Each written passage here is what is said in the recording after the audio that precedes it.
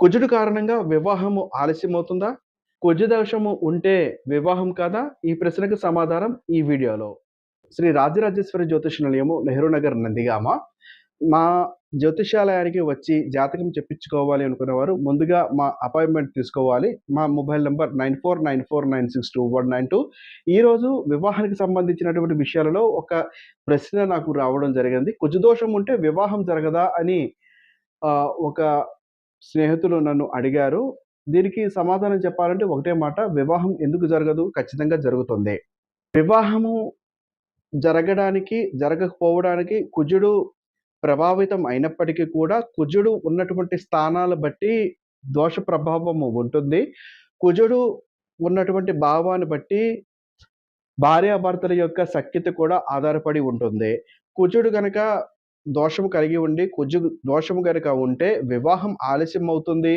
ఎన్ని ప్రయత్నాలు చేసినా వివాహం అవ్వదు. కొన్నిసార్లు వివాహము దగ్గర వరకు వచ్చి తప్పిపోతూ ఉంటుంది. కొన్నిసార్లు 40 సంవత్సరాలు వచ్చినప్పటికి కూడా వివాహం కాని వారు కూడా ఉంటారు. వారికి కుజదోషము లేదు అని కనిపిస్తున్నప్పటికి కూడా కుజ ప్రభావం వారి మీద కలిగి ఉంటుంది.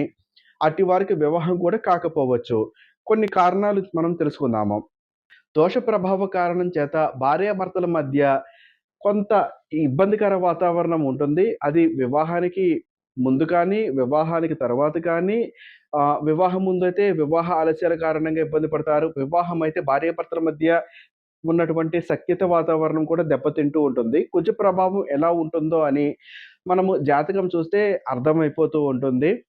దోషం ఏ భావంలో ఉన్నది అన్న దాన్ని బట్టి వీరి మధ్య సఖ్యత ఎలా ఉంటుంది అనే విషయము ఆధారపడి ఉంటుంది. కుజుడు ఏ రకంగా బాధిస్తాడు అనే విషయము జాతకము చూస్తేనే మనకు అర్థమవుతుంది. అది ఏ భావాన్ని బట్టి ఈ యొక్క దోషం ఏర్పడింది అనే విషయం మీద ఆధారపడి ఉంటుంది. కుజుడు కారణంగా దాంపత్యము విచ్ఛిన్నం అవ్వడము, అనుమానము పెరగడము, ఇతరులతో సంబంధాలు ఏర్పడడం లాంటివి జరగవచ్చు.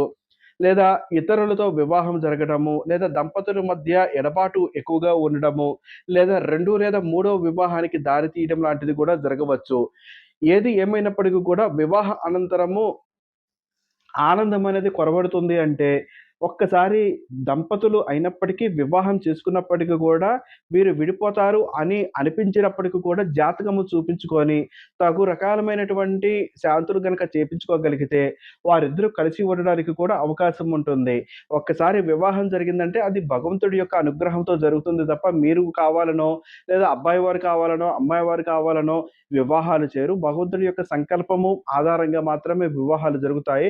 కేవలం కుజుడు కారణంగానే వీరు విడిపోవాలంటే అది అంత మంచిగా ఉండదు కాబట్టి, భార్యాభర్తల మధ్య సఖ్యత లేకపోవడము, ఇబ్బందులు చూడడము, పదే పదే గొడవలవ్వడము, విడిపోవడం లాంటివి జరుగుతున్నాయంటే ఒకసారి జాతక పరిశీలన చేపించుకోవడం ఉత్తమము. జాతక పరిశీలన చేపించుకోవాలి అనుకున్న వారు మా మొబైల్ నంబర్ 9494962192 ఈ నంబర్‌ని సంప్రదించండి.